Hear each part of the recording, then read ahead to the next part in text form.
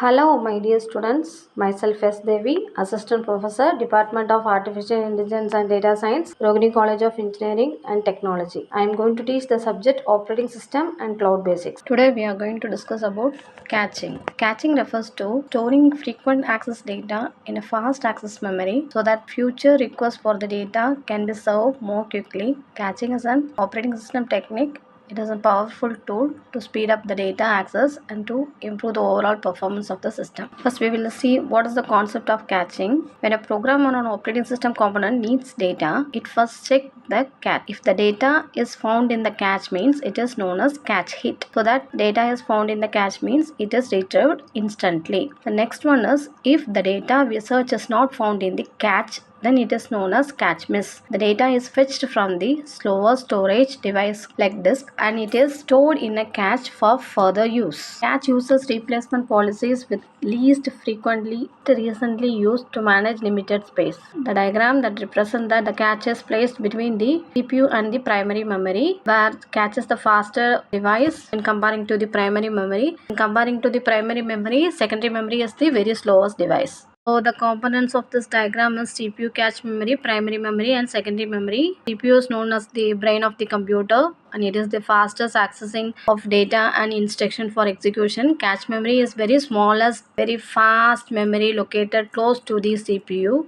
It stores the frequently accessed data instruction to access frequently. It acts as a buffer between the CPU and the primary memory. Then next one is primary memory. We know that primary memory is a volatile memory. When the power is off, the data will be lost. It is the larger than the cache memory. That is, the storage is very larger than the cache memory, but it is very slower. It holds the data and instruction that are currently being used by the CPU. The next one is secondary memory. We know that secondary memory is a non-volatile memory. That is, when the power goes off, the data will not be lost. It has a large capacity storage, but when comparing to the primary memory, it is a very slower device. It stores data and program permanently. Next, we will see the mechanism, how it works. That is from CPU to cache memory. When the CPU needs data, it checks the cache. If the data is found, it is known to be cache hit. So it will directly access the data from the cache. Next one is there is a link between cache to primary memory. That is, if the data is not found in the cache, it is said to be cache miss. Then it is fetched from the memory and it will be placed in the cache for further use. Next one is primary memory. Secondary memory, we know that when RAM is full, the program start loads, data is brought in from this secondary memory. Similarly, data not needed immediately may be swapped back to this secondary memory.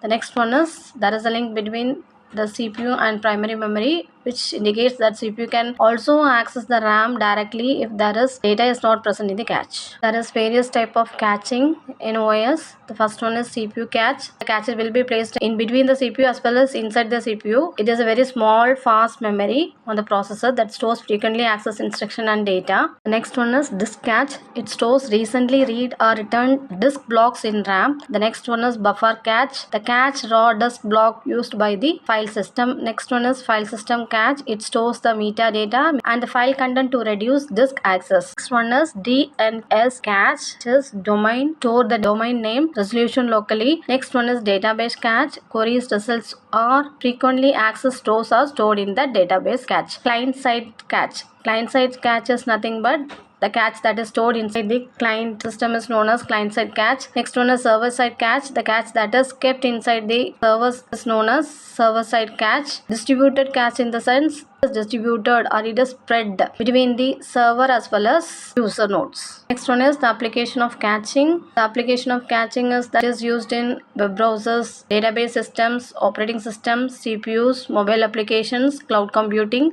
gaming and graphics, networking, search engines and IoT devices. Thank you.